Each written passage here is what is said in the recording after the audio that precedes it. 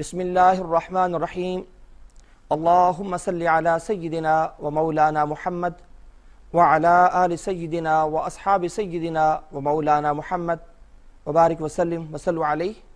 Programme رحمان رمضان میں امتیاز احمد تارڑ حاضر خدمت ہے۔ ناظرین کرام، آج کے پروگرام میں تکبر پر بات ہوگی۔ اللہ تبارک و تعالیٰ نے قرآن مجید فرقان حمید میں فرمایا ابا واستکبر وکان من الکافرین، کہ جب اس نے تکبر کیا، شیطان نے انکار کیا، وکان من الکافرین، اور وہ نافرمانوں میں سے، کفار میں سے ہو گیا۔ تکبر ایسے ہی ہے جس طرح ہمارے معاشرے کے اندر دمک کسی چیز کو کھا جاتی ہے، تکبر انسان کی نیکیوں کو کھا جاتا ہے۔ اور جس انسان کے اندر تکبر پیدا ہو جائے، آ جائے، اسے اپنے متحد، اپنے ساتھ کام کرنے والے یا دنیا کے دیگر افراد وہ اچھے نہیں لگتے۔ بس وہ یہی چاہتا ہے کہ ان سب سے بڑا میں ہی ہوں، ان سب سے اولا اور اعلیٰ میں ہی ہوں۔ اور یہی کام شیطان نے کیا تھا۔ اللہ تبارک و تعالیٰ نے جب حکم فرمایا کہ میں دنیا کے اندر اپنے خلیفہ بنا رہا ہوں، وَإِذْ قَالَ رَبُّكَ لِلْمَلَائِكَةِ إِنِّي جَاعِلٌ فِي الْأَرْضِ خلیفہ، اللہ تبارک و تعالیٰ نے فرشتوں کو بتایا۔ اور ویسے ہمارے معاشرے کے اندر مفسرین نے بھی یہاں پہ یہ نقطہ لکھا ہے کہ کسی بھی کام کے بارے میں کسی دوسرے افراد کو آگاہ کرنا مشورے کے بارے میں آتا ہے، اور اللہ تبارک و تعالیٰ کی جو ذات ہے وہ تو اس سے اعلیٰ ہے، لیکن اللہ تعالیٰ فرماتے ہیں کہ میں نے گو اس سے اعلیٰ ہوں، میں نے فرشتوں کو یہ خبر دینے کے لیے کہ میں دنیا کے اندر اپنے خلیفہ بنا رہا ہوں یہ خبر دی۔ اس کے جواب میں انہوں نے کیا کہا؟ قالوا اتجعل فیہا من یفسد فیہا، مشورہ کیا۔ مفسرین نے یہاں پہ لکھا ہے کہ کوئی بھی کام آپ کر رہے ہوں، کسی بھی نوعیت کا کام ہو، آپ اس میں اپنے جو دوست احباب ہیں، گو وہ آپ کے متحد ہی کیوں نہ ہوں، آپ ان سے مشورہ لازمی کریں۔ اور جس وقت آپ ان سے مشورہ کریں گے، بہت ساری ایسی چیزیں ہیں جو آپ کے سامنے نہ ہوں، مشورے کے اندر باقی احباب کے ذہن میں وہ چیز آ جائے، اس سے اس معاملے میں مزید بہتری آ سکتی ہے۔ نبی کریم صلی اللہ علیہ وآلہ وسلم اور آپ کے صحابہ ہمیشہ کسی بھی معاملے میں مشورہ کرتے تھے۔ فرمایا وَأَمْرُهُمْ شُورَا، ایک شورا بنائی گئی، اس سے مشورہ لیتے۔ وَشَاوِرْهُمْ فِي الْأَمْرِ، اور کسی بھی معاملے میں آپس میں مشورہ کرنا، دوسرے سے پوچھ لینا کہ جو کام میں یہ کر رہا ہوں اس میں بہتری ہے یا یہ گھاٹے کا سودا ہے۔ یقیناً آپ کا ایک ذہن ہے، جب دو تین ذہن مل کر، دماغ مل کر اس پر سوچیں گے تو وہ لازمی طور پر جو خامیاں ہوں گی، جو کمی کوتاہی ہوگی، وہ اس میں سے نکل آئے گی۔ اس لیے انسان کو کسی بھی کام شروع کرنے سے قبل آپس میں مشورہ کرنا چاہیے، یہ اللہ کا حکم ہے۔ اور اگر کوئی انسان کام کر رہا ہے، کہتے جی میں نے یہ اس کام میں میرے لیے بھلائی ہے یا بھلائی نہیں ہے، تو وہ اللہ سے مشورہ کر سکتا ہے۔ 2 رکعت نماز صلاۃ الاستخارہ پڑھے اور اللہ سے مشورہ کرے، یا الہ العالمین میں جو یہ کام کر رہا ہوں میرے لیے یہ کام بہتر ہے یا بہتر نہیں ہے۔ اگر بہتری کا اشارہ ہے آپ اس کام کو شروع کر دیں، اور اگر بہتری کا اشارہ نہیں ہے آپ اس کو چھوڑ دیں، کوئی اور کام شروع کر لیں. لیکن جب آپ استخارہ کریں گے، جب آپ کسی سے کوئی مشورہ کریں گے تو اس میں بہتری ہوگی، بھلائی ہوگی. تو اللہ تبارک و تعالیٰ نے جب تمام فرشتوں کو یہ حکم دیا، بلایا، اکٹھا کیا اور انہیں خبر دی کہ میں دنیا کے اندر اپنا ایک خلیفہ بنا رہا ہوں، انہوں نے کیا کہا؟ قالوا اتجعل فيها من يفسد فيها ويسفك الدماء. فوراً انہوں نے کہا یا الہ العالمین، جس کو آپ خلیفہ بنا رہے ہیں وہ تو زمین میں آ کر فساد بھی کرے گا، لڑائی جھگڑا بھی کرے گا، سارے معاملات ہوں گے. تو اللہ نے فرمایا قالوا سبحانک. اللہ اکبر. اللہ تعالیٰ کی ذات کیسی ذات ہے. اللہ تعالیٰ نے وہ جو فرشتے ہیں جو متحد ہیں انہیں بھی کہا کہ جو کچھ میں جان رہا ہوں، جو کچھ میں دیکھتا ہوں اس کا آپ کو علم نہیں ہے. میں تو علام الغیوب ہوں، ساری غیب کی خبریں میرے پاس ہیں، کیا ہونے ہے، کیسے ہونا ہے، کب ہونے، سب کچھ میرے پاس ہے. آپ کے پاس تو کچھ بھی نہیں ہے. لیکن پھر اللہ تعالیٰ نے تمام فرشتوں کو یہ حکم دیا کہ میں نے جو اپنا خلیفہ حضرت آدم علیہ السلام کو بنایا ہے آپ اسے سجدہ کریں. اللہ کی طرف سے حکم تھا، تمام فرشتوں نے سجدہ بجا لایا، سب اس کے سامنے جھک گئے.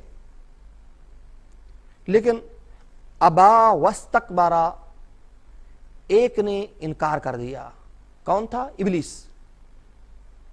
اس نے تکبر کیا.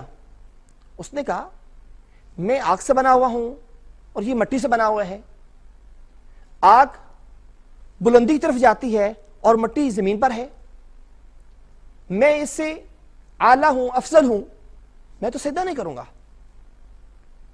لیکن جب اس نے اپنے آپ پر تکبر کیا تو اللہ تعالیٰ نے اسے اپنے اس گھر سے نکال دیا، اپنی جناب سے نکال دیا، دربار سے، جاؤ. لیکن چونکہ فرشتہ ابلیس تمام فرشتوں میں بھی اس وقت بڑا تھا اور اللہ تعالیٰ کے بہت قریب تھا، اسے اس بات کا علم تھا کہ الہ العالمین جس وقت بہت غصے میں ہوتے ہیں تو اللہ تعالیٰ سے کوئی بھی چیز آپ بات کہیں، اللہ تعالیٰ آپ کی بات کو تسلیم کر لیں گے. شیطان نے فوراً ایک بات کہی، کہا یا الہ العالمین آپ نے مجھے دربار سے نکال دیا ہے، مجھے دھتکار دیا ہے، لیکن میری ایک بات ہے،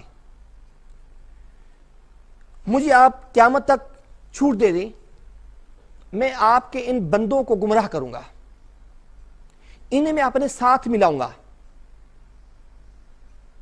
جس طرح میں نے تکبر کیا ہے، میں نے کہا میں بڑا ہوں، اس طرح یہ بھی کریں گے. تو اللہ تعالیٰ نے اس کو ڈھیل دے دی، چھوٹ دے دی. تب سے لے کر آج تک شیطان اسی کوشش میں ہے کہ میں کس طرح امت محمدیہ، باقی جو امتیں تھیں ان کے لوگوں کو گمراہ کر کے جہنم میں لے جاتا ہوں اپنے ساتھ. اللہ تبارک و تعالیٰ نے شیطان کو ڈھیل دے دی، اس کے اختیار دے دیا. اب حضرت آدم علیہ السلام اللہ تعالیٰ نے آپ کو جنت کے اندر بھیج دیا، خوش و خرم زندگی گزار رہے ہیں وہاں پہ، کوئی مسئلہ نہیں ہے. لیکن چونکہ شیطان اس کی ودیت میں یہ تھا کہ میں نے یہاں سے پھسلانا ہے، میں نے یہاں سے نکالنا ہے، اور شیطان نے وہی کوشش کی، لگا رہا. بالآخر حضرت آدم علیہ السلام کو اس نے پھسلا دیا اور آپ نے وہ گوشہ گندم،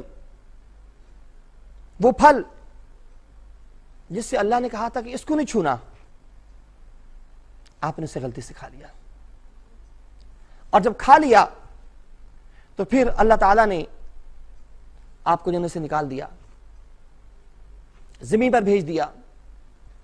لیکن حضرت آدم علیہ السلام نے اس کے بعد عاجزی اور انکساری اپنی توبہ کی، لا الہ الا انت سبحانک انی کنت من الظالمین،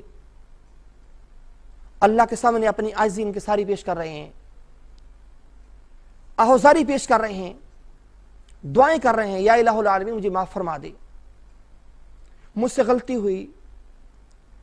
اللہ تعالیٰ تعالیٰ کی ذات جو خود بڑائی چاہتی ہے، جو خود بڑی ہے، وہ احکم الحاکمین ہے۔ تکبر، بڑائی صرف اللہ کی ذات کو زیب دیتی ہے، کسی عام بندے کو نہیں۔ جب اللہ تعالیٰ کی ذات کو بڑائی بھی زیب دیتی ہے، تکبر بھی آپ کی ذات کو زیب دیتا ہے، تو جب انسان اس صفت کو اپنانے کی کوشش کرتا ہے، بڑائی کو، تکبر کو، بس پھر وہ پھسل جاتا ہے، پھر وہ گمراہ ہو جاتا ہے۔ اور جس وقت انسان پھسلے گا، گمراہ ہوگا، یہی شیطان کی کامیابی ہے اور یہی انسان کی ناکامی ہے۔ انسان جو کام کر رہا ہے، عبادت، یہ تو فرشتے بھی کر رہے تھے اور وہ ہمہ وقت کر رہے تھے۔ تا قیامت کچھ فرشتے رکوع میں ہیں، وہ رکوع میں رہیں گے، کچھ سجدے میں ہیں، وہ سجدے میں رہیں گے، کچھ قیام میں ہیں، وہ قیام میں رہیں گے، اور وہ اللہ تعالیٰ کی حمد و ثنا بیان کر رہے ہیں۔ لیکن ہم اللہ تعالیٰ کی حمد و ثنا بیان کرنے کے لیے ہمیں پیدا کیا گیا،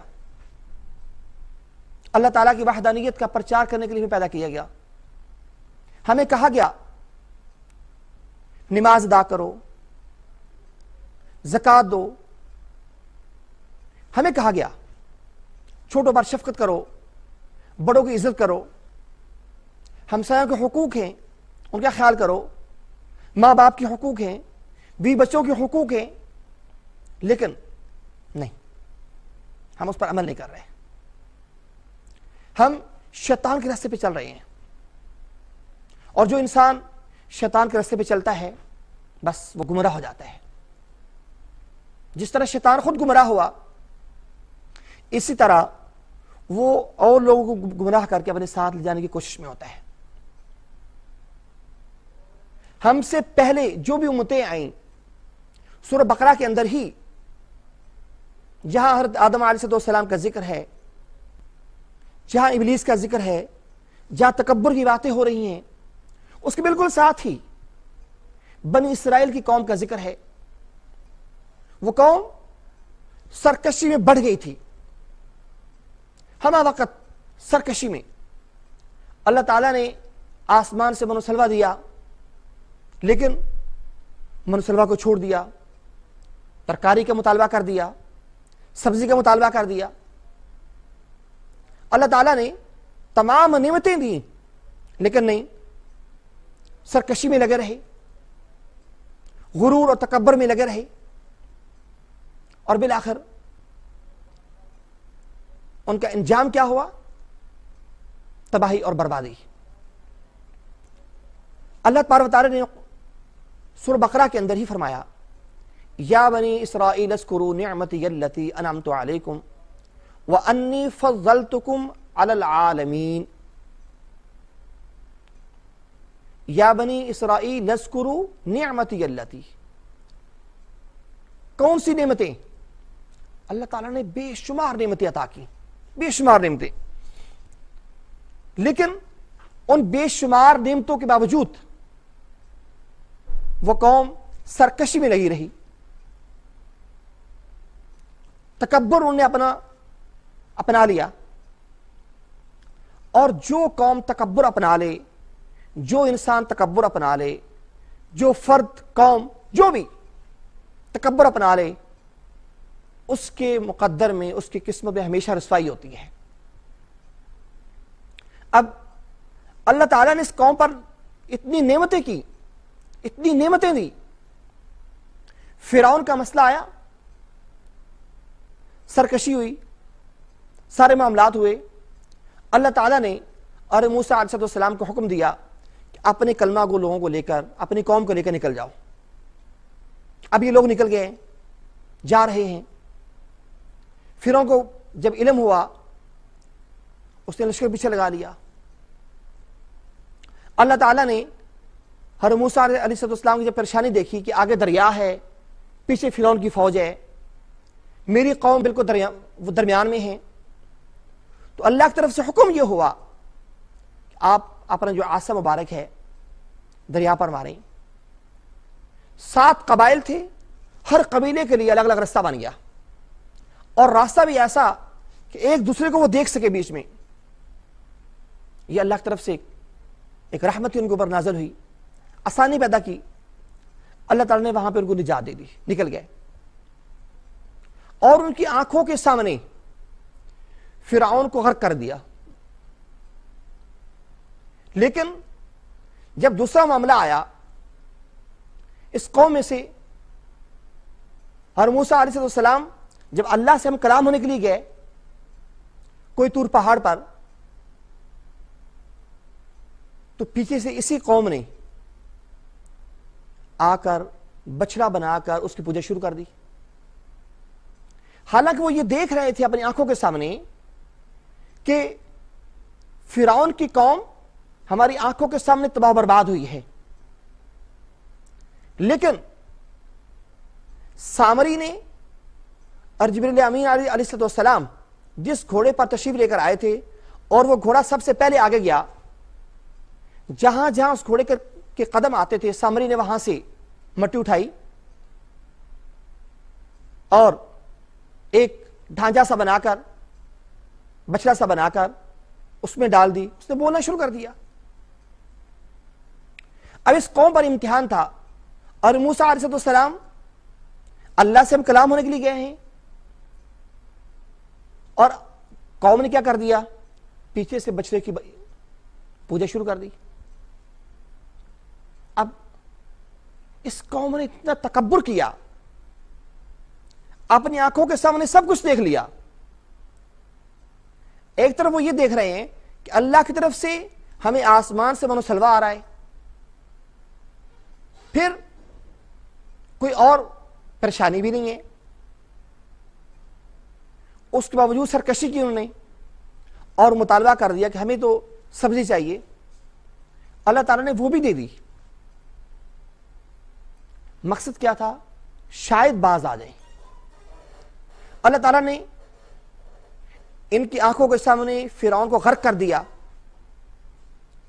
مقصود یہ تھا کہ اس کو دیکھ لیں اور شاید تکبر سے باز آ جائیں، لیکن نہیں. پھر جب فرعون غرق ہوا، اس کی فوج غرق ہو گئی، سب کچھ ہوا، اس کے باوجود اللہ تعالیٰ نے اس قوم کو ڈھیلا چھوڑا، رسی دراز کی عید کی، پکڑا نہیں ہے، کوئی عذاب مسلط نہیں کیا. لیکن جب یہ قوم تکبر میں چلی گئی، سرکشی میں مست ہو گئی، اور ہر ایک کام کی اوپر نافرمانی اس نے اپنا شیوا بنا لیا، پھر اللہ تعالیٰ نے اس قوم کو ختم کر دیا. اور اللہ تعالیٰ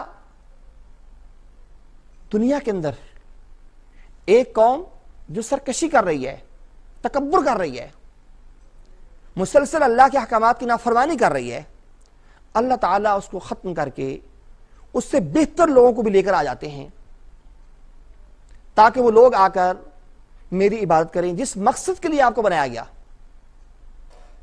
انی جاعل فی الارض خلیفہ، آپ سبھی خلیفہ ہیں یہاں پہ. اور خلیفہ کا کام کیا ہوتا ہے؟ نائب کا کام کیا ہوتا ہے؟ جو اصل کا کام ہوتا ہے. جس طرح العلماء ورثۃ الانبیاء، علماء کرام انبیاء کے وارث ہیں. اب وارث ہونے کا مطلب کیا ہے؟ کوئی زمین پیسہ اس کے وارث نہیں ہے، بلکہ انبیاء کے وارث ہونے کا مطلب یہ ہے کہ انبیاء کی جو تعلیمات ہیں ان کے یہ وارث ہیں، اور انبیاء علیہ السلام کی جو تعلیمات ہیں ان کو لے کر آگے پھیلانا.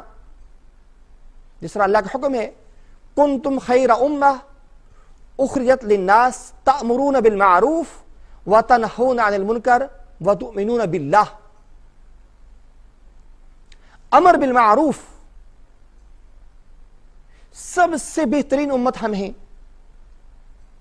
اللہ تعالیٰ نے ہمیں سب سے بہترین کتاب دی, ہمیں سب سے بہترین ایام عطا فرمائے, ہمیں رمضان مبارک کا مقدس اور مطہر مہینہ عطا فرمایا, لیلۃ القدر عطا کی, شب برات عطا کی, معراج النبی عطا کی, پھر سید الایام یوم الجمعہ, تمام دنوں کا جو سردار دن ہے وہ ہے جمعے کا دن, وہ عطا کیا, سب کچھ عطا کیا. اس کے باوجود ہم لوگ سرکشی کر رہے ہیں, اس کے باوجود ہم لوگ اللہ کے احکامات کی خلاف ورزی کر رہے ہیں, اس کے باوجود ہم لوگ تکبر کو اپنا رہے ہیں. اور جس معاشرے کے اندر تکبر سرایت کر جائے, جس معاشرے کے اندر تکبر اپنا گھر بنا لے, وہ معاشرہ تباہ و برباد ہو جاتا ہے. ابلیس تباہ و برباد ہوا, اس نے تکبر کیا, اور باقی جو فرشتے تھے انہیں تکبر نہیں کیا, جو اللہ تعالیٰ نے کہا اس کو اپنا لیا. حضرت آدم علیہ السلام کو سجدہ کر لیا,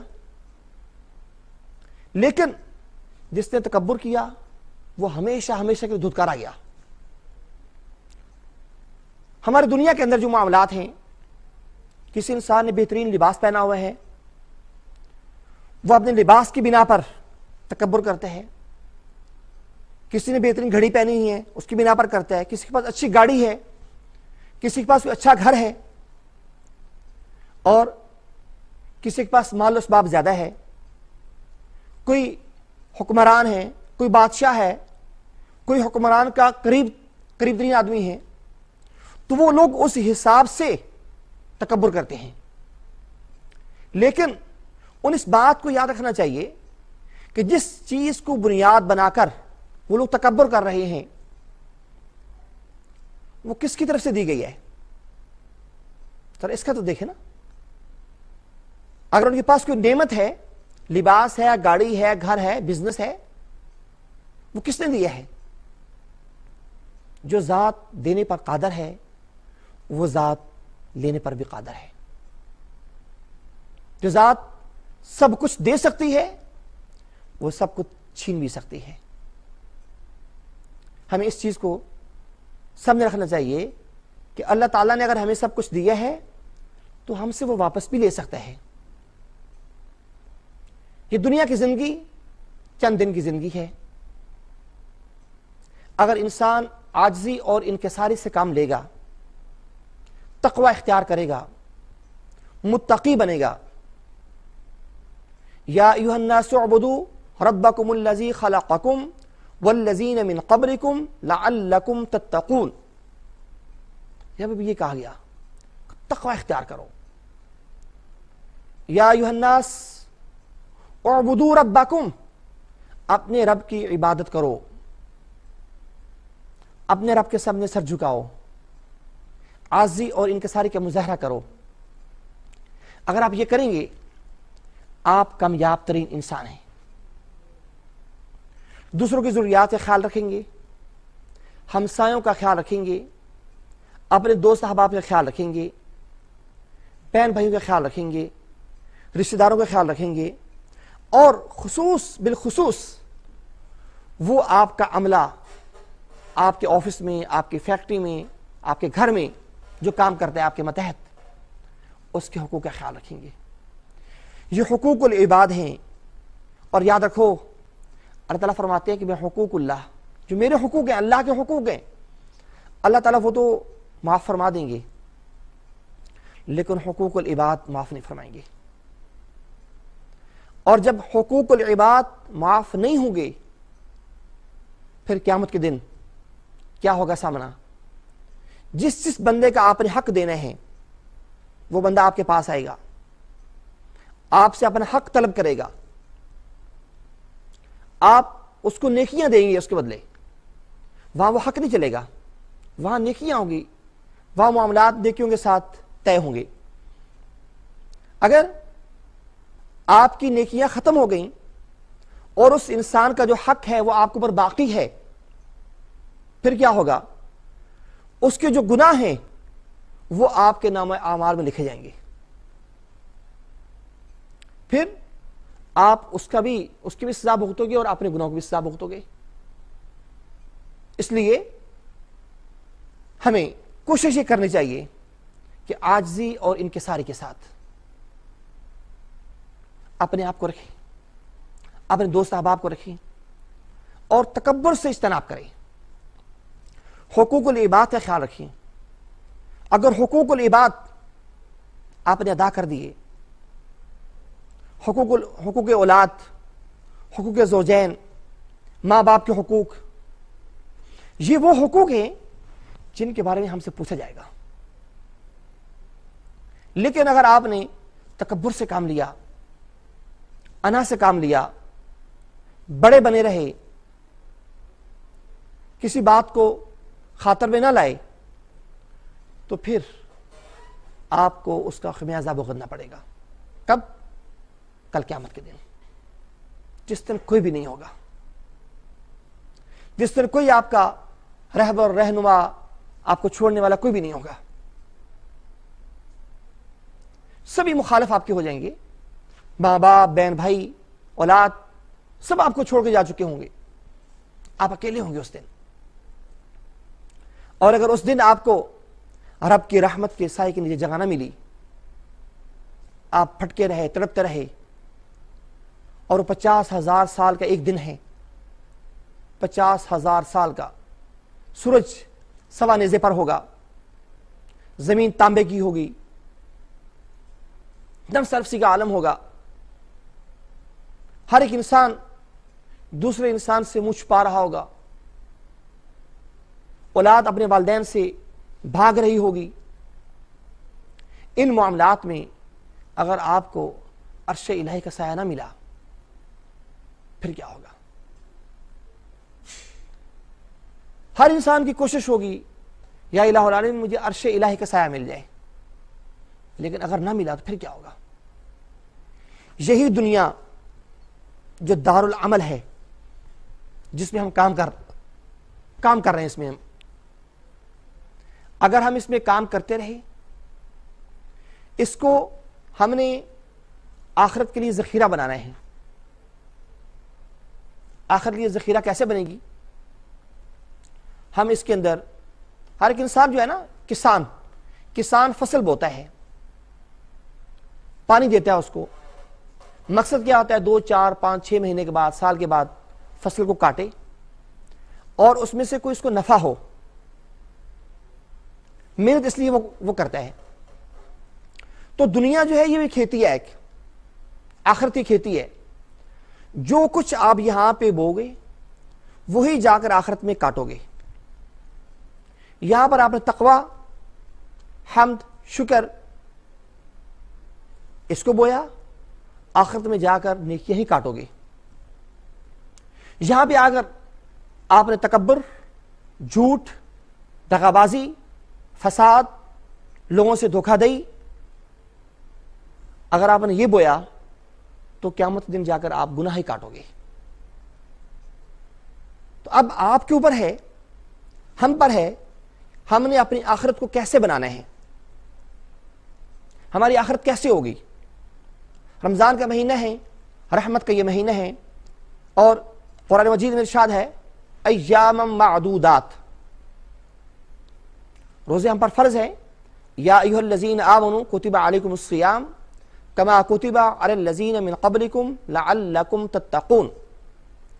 یہاں پر بھی جو حکم ہے وہ تقوی کا دیا گیا ہے، متقی بننے کا. متقی بننے کا یہاں بھی حکم دیا گیا ہے. روزہ رکھیں، روزہ رکھنے کے بعد آپ متقی بن جائیں گے.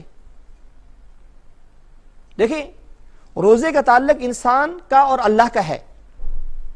اگر انسان ایک کمرے کے اندر بند ہو کر اندھیرے میں کوئی چیز کھا لیتا ہے تو اس کو اور اللہ کو ہی اس بات کا علم ہے، کسی اور کو نہیں. لیکن اگر انسان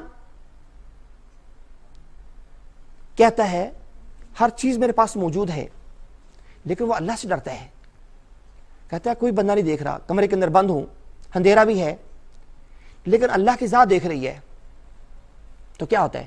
انسان اللہ سے ڈرتا ہے. تو ہمیں اللہ سے ڈرنا چاہیے. جب انسان اللہ سے ڈرے گا تقوی اختیار ہوگا, اور جب تقوی اختیار ہوگا تو تکبر ختم ہو جائے گا. اللہ تبارک و تعالی ہمیں ان تمام باتوں پر عمل کرنے کی توفیق عطا فرمائے. اپنے میزبان امتیاز احمد طاہر کو اجازت دیجیے. السلام علیکم ورحمۃ اللہ وبرکاتہ.